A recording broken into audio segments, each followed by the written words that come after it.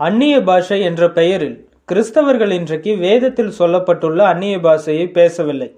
பின்பு இவர்கள் இன்றைக்கு பேசிக் கொண்டிருப்பது ஒரு போலியான பாஷை.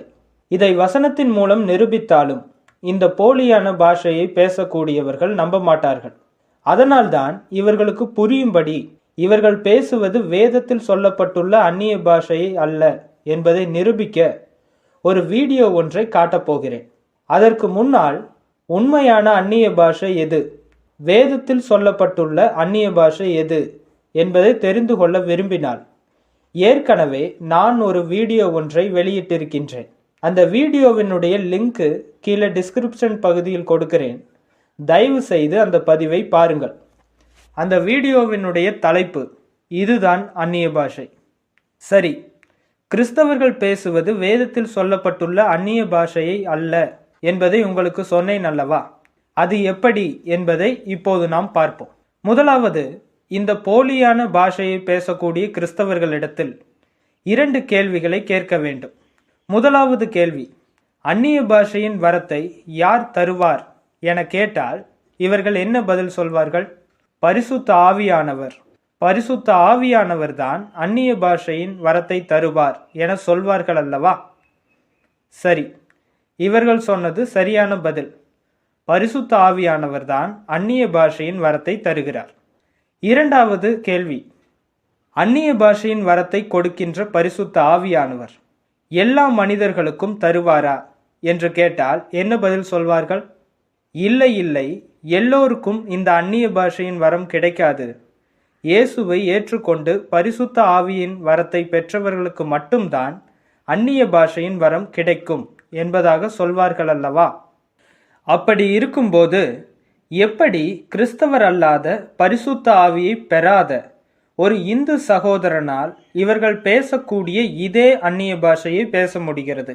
அது எப்படி முடியும்? இந்த வீடியோவை பாருங்கள்.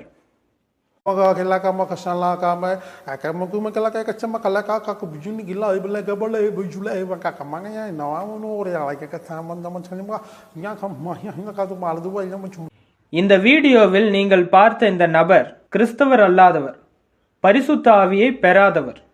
இவரால் எப்படி கிறிஸ்தவர்கள் பேசக்கூடிய இதே அந்நிய பாஷையை பேச முடிகிறது? பரிசுத்த ஆவியை பெற்ற கிறிஸ்தவர்கள் தான் அந்நிய பாஷை பேச முடியும். வேறு யாராலும் இந்த பாஷையை பேச முடியாது என்று நினைக்கக்கூடிய கிறிஸ்தவர்கள் இந்த கேள்விக்கு என்ன பதில் சொல்வார்கள்?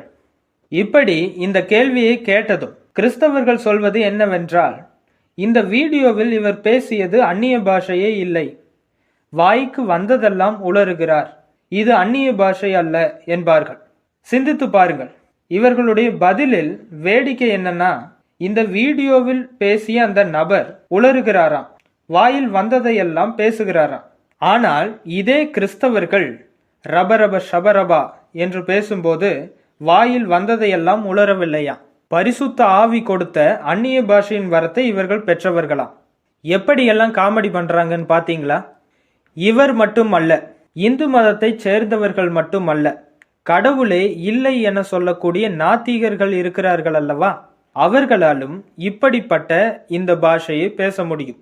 எல்லோராலும் இந்த பாஷையை பேச முடியும். ஏன் தெரியுமா? இது ஒரு உளறல் பாஷை என்பதனால்தான் எல்லாராலும் இந்த பாஷையை பேச முடியும். இந்த உளறல் பாஷைக்கு ஆங்கிலத்தில் ஜிப்ரிஷ் லாங்குவேஜ் என்று அர்த்தம். அதாவது முட்டாள்தனமான ஒரு மொழி அல்லது மடத்தனமான பாஷை என்று பொருள்.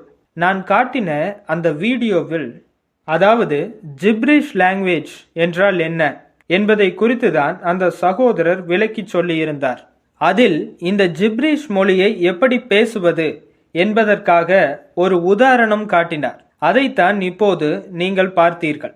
அவர் எப்படி இந்த ஜிப்ரிஷ் லாங்குவேஜை பேசி காட்டினாரோ அதே போல்தான் இந்த போலியான பாஷையை பேசக்கூடிய கிறிஸ்தவர்கள் அந்நிய பாஷை என்ற பெயரில் ஜிப்ரிஷ் மொழியைப் போல சில வார்த்தைகளை மாற்றி உளறுகின்றன.